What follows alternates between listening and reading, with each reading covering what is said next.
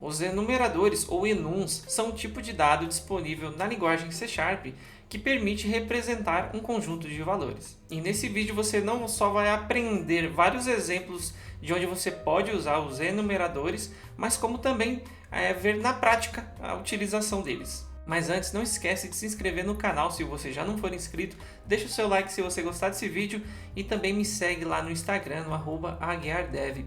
E também uma sugestão rápida aqui de leitura que eu quero deixar para você, do livro O Programador Pragmático. Esse não é um livro necessariamente técnico, mas para você que quer se tornar um desenvolvedor melhor ou mesmo está começando na área, ele vai te trazer várias reflexões onde você vai te ajudar a te tornar um desenvolvedor mais crítico, ou como o próprio nome do livro diz, um desenvolvedor mais pragmático. Dá uma olhadinha, pesquisa aí, e se você tiver interesse em adquirir esse livro, eu vou estar deixando meu link de afiliado aqui na descrição desse vídeo. Então você não só vai aprender, como também vai me apoiar, vai apoiar aqui o canal, e eu fico muito agradecido. Um exemplo muito comum de uso do enumerador é quando você quer representar valores que estão agrupados numa categoria, como dias da semana, por exemplo. Outro exemplo muito comum é, por exemplo, os estados de algum tipo de entidade que você pode ter em um sistema. Por exemplo, no sistema de compras, onde você tem lá a entidade pedido. E esse pedido tem alguns estados, por exemplo, pendente de aprovação, aprovado, cancelado, recusado e por aí vai. Todos eles são estados de uma mesma coisa, estados do pedido. E através do enumerador, esses valores, essas representações ficam agrupadas.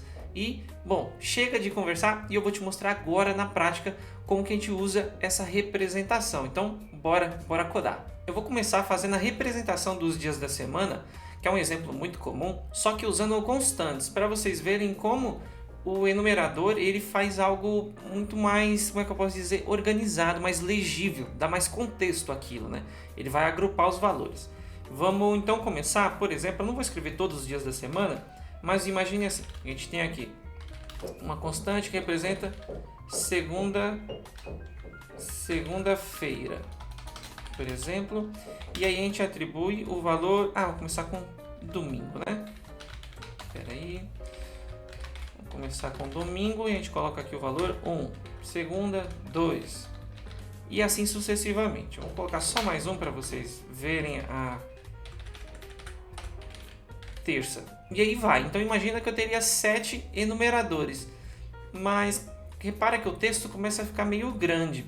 E se eu quisesse falar, por exemplo, não quisesse colocar segunda-feira, nem terça-feira, deixar só terça e segunda. Mas são variáveis soltas, né? Se você for usar no teu código só a variável segunda o quê? Sabe? Terça o quê? Domingo ainda tem um pouco mais de contexto. Então, naturalmente, o que algumas pessoas fazem? Poderia colocar aqui dia da semana, tá? Por que eu estou colocando underline aqui, tá? E geralmente eu também colocaria até caixa alta, porque geralmente quando a gente trabalha com constantes, o próprio guia aqui de boas práticas, não só da linguagem C#, mas como de outros lugares, também te indica que use dessa forma, porque já fica, como eu posso dizer, na cara, já fica claro que isso é uma constante, tá? Eu estou fazendo isso porque quero ser mais objetivo aqui. Então, eu colocaria aqui dia da semana, então poderia colocar para segunda e para terça. Mas, repara, começa a ficar meio grande isso. Imagina eu tendo isso mais para cada dia da semana. Então, uma mesma representação disso, eu vou fazer o enumerador agora para você ver, seria, primeiro, com a definição enum, de enumerador, e aí eu daria dias da semana, esse é o nome, aí eu abriria chaves, abre e fecha chaves, e aqui dentro colocaria os dias da semana. Então, domingo, segunda e terça. Aqui é só uma definição. Como seria o uso? E perceba aqui já uma coisa logo de cara, que o dias da semana, esse enumerador, como eu disse, ele é um novo tipo. Aqui na constante ele é um int. Um int ele pode ser qualquer coisa, qualquer valor, né? Eu até repeti um valor aqui, mas poderia ser qualquer valor numérico. O tipo dias da semana ele só vai aceitar as opções pré-definidas dentro do tipo dias da semana. É o que eu vou mostrar agora para você. Por exemplo, se eu estivesse trabalhando com constantes, definisse aqui uma variável dia e quisesse atribuir dia da semana fosse domingo. Então deixa eu só mover isso para cá. Porque essa nova estrutura aqui do C Sharp, né, quando a gente tem definições de tipos novos, seja uma classe ou enumerador, ele tem que ficar no final do arquivo, tá? Mas isso é por causa desse tipo de console que a gente tem criado. Então, se você estiver usando esse novo template aqui de console e colocar aqui no final, vai dar erro, tá? Só para deixar claro. Então você sempre deixa acima, deixa as definições no final. Então aqui você vai ver que eu posso atribuir, vou até fazer um console write line e ele vai funcionar normalmente, não vai ter problema nenhum. Vou executar aqui o programa, só para a gente ver a saída.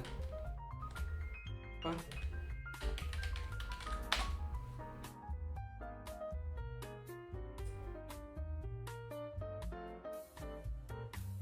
E aqui você pode ver que ele imprimiu 1, né? Deixa eu limpar aqui o console.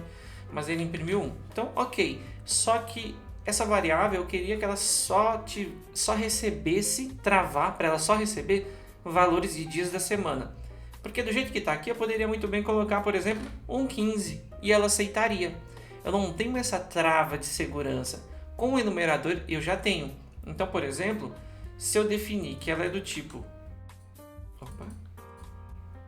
Se eu definir que ela é do tipo dias da semana e tentar atribuir 15, já não funciona.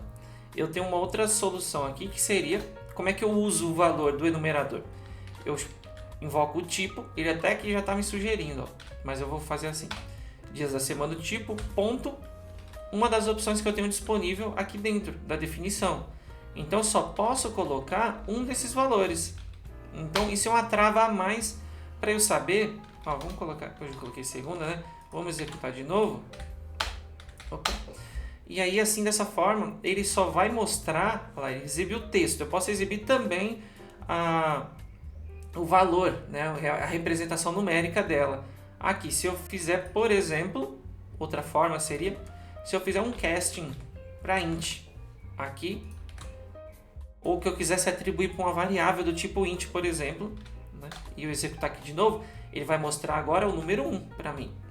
E aí a gente já entra num outro caso de uso que é quando eu quero também atribuir um valor do enum para uma variável do tipo int. Também é possível. Você viu aqui que eu fiz o casting. Então, se esse cara fosse, por exemplo, de um tipo int, e aqui eu quero usar o enum, quero usar a trava, mas quem vai receber é a variável do tipo int. Então faço essa conversão antes de atribuir. E você vê que aqui ele já ficou até meio apagadinho, né? Ele falou que é redundante esse casting. Por quê? Porque eu já fiz aqui. E esse cara já é do tipo int. Então eu não preciso fazer isso. Então agora a gente executa de novo o nosso programa. E aí você vai ver que o valor vai dar na mesma. Vai ser 1 também. Então essa é mais uma forma de uso. Bom, até agora você já viu como a gente define o enumerador, as conversões, que eu posso converter aqui tanto do enumerador para int e vice-versa. Também dá para fazer a operação contrária. E tem mais um detalhe aqui que é legal, que você precisa saber. Eu vou definir aqui todos os valores dos dias da semana. Então, segunda, terça, quarta, quinta... e sempre separado por vírgula, tá? Sexta e sábado. E sem caracteres especiais, nada do tipo, como se você estivesse declarando mesmo uma variável. As mesmas regras, tá? E aí você vê que agora eu tenho aqui disponível todos os outros valores, certo? E aí, o que acontece aqui?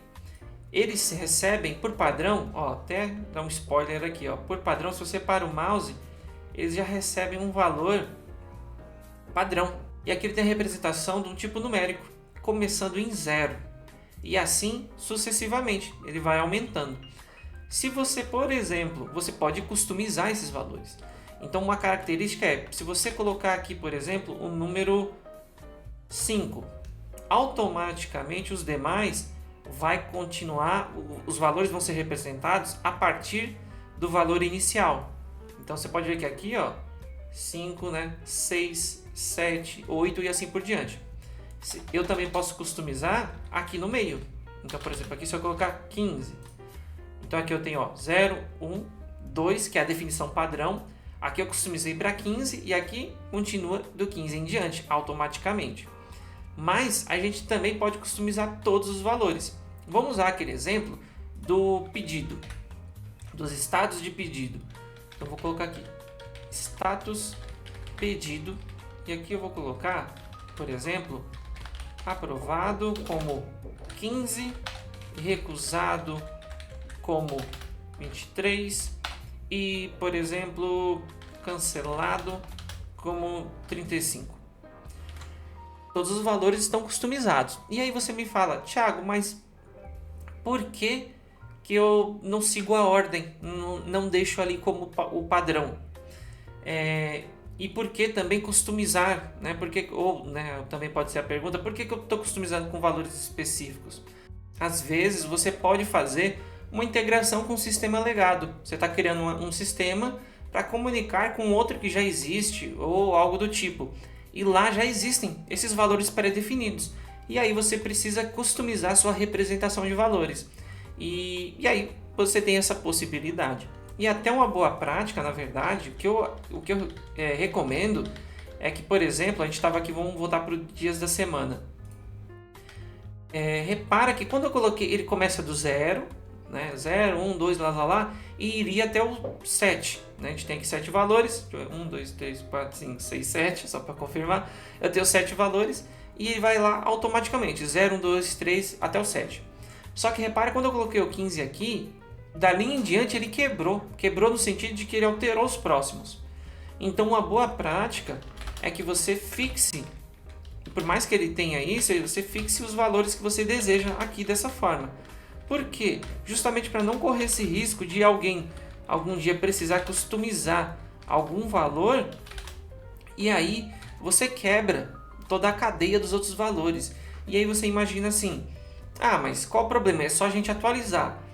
Não é só atualizar, assim, o problema é um pouco maior, porque às vezes você tem um sistema que já é muito maior, você já tem essa representação desse dado salvo no banco de dados ou em algum outro lugar, e às vezes você tem essa informação com parceiros de outras empresas, então você às vezes reflete não só esse trabalho na tua base de dados, nos teus projetos, como no projeto de parceiros. Então, para facilitar a vida e garantir um crescimento mais organizado, de uma forma melhor, é sempre recomendável que você use assim a definição dos valores. Não vá pelos valores pré-definidos. Por mais que aqui começasse em 0, coloque os valores. É uma camada a mais de segurança no teu projeto. Vamos voltar lá para aquele exemplo do status do pedido. E aí, quero te mostrar uma coisa. Vamos colocar aqui de novo. Eu vou deixar assim a definição só para a gente ser mais rápido, definição do valor, mas vamos colocar aqui aprovado e cancelado, só para ser simples. E aí, o que a gente pode fazer? Se a gente tiver uma variável definida que ela é do tipo status pedido, e aí vamos colocar aqui o nome também, e a gente atribui algum status, aprovado. E aí eu posso fazer o seguinte, vamos colocar aqui um if. Vamos fazer usar aqui a nossa estrutura e verificar se a variável status pedido for igual a, por exemplo, cancelado. Então, para poder fazer essa comparação, eu preciso pegar a variável igual, como a gente já faz, o tipo do enumerador, ponto, algum valor. E aí, eu vou fazer aqui o meu if. E aí vou exibir a mensagem aqui, por exemplo, você... Qual que é o status que eu coloquei aqui? Cancelado, né? Então, vou colocar aqui. O status do pedido está cancelado. Aliás, o pedido está cancelado. E aí eu exibo essa frase. Eu posso customizar. E aí é uma forma da gente colocar também essa verificação. Eu também posso fazer a mesma coisa com o switch. No switch ficaria dessa forma assim, ó. Então a gente coloca aqui, switch. E aí aqui a gente coloca a variável status pedido. Então a gente começa a colocar, deixa eu voltar aqui, esqueci aqui de colocar os parênteses, assim como a gente sempre coloca. E aí A gente abre os chaves e começa a colocar os casos. Quem são os casos? Você pode usar justamente os enumeradores. Então a gente coloca aqui case, né? Caso seja o status pedido aprovado, então eu vou, por exemplo, exibir a mensagem console writeLine, o pedido foi aprovado. Coloca a palavra break, assim como a gente sempre faz, e aí eu vou copiar aqui para a gente ficar um pouco, economizar o tempinho, e aí a gente coloca o outro status aqui cancelado, e a gente coloca o pedido foi cancelado. E assim e aí você pode pôr um caso default, e assim você faz um switch usando também o enumerador. Repara como fica claro, né? Você tem a variável que representa o status do pedido, e dessa forma você também garante que os valores que estão sendo verificados, eles são valores, vamos dizer assim, esperados, né? Porque eles estão contidos nesse tipo que representa os status do pedido. A principal vantagem de você usar os enumeradores no teu código, além de trazer mais clareza agrupando esses tipos e também fazendo com que haja uma trava de segurança, onde você só permite com que os valores daquele tipo que você definiu sejam atribuídos àquela variável, você também evita o uso de hard code ou magic numbers, né, que são aqueles números sem definição ou números e também fixos no código que simplesmente não representam, não tem muita representatividade no contexto. Você tem que analisar muito mais código para entender. E se comparado a constantes, quando você tem uma lista de valores que está atribuído ali, que pertence a uma categoria, usar enumeradores fica muito melhor, muito mais legível. E esse foi o vídeo de hoje. Eu espero que você tenha gostado. Não esqueça de conferir a minha sugestão de leitura do Programador Pragmático aqui no meu link de afiliado que está na descrição. E também não deixa de acompanhar os próximos vídeos. Muito obrigado e até a próxima. Tchau!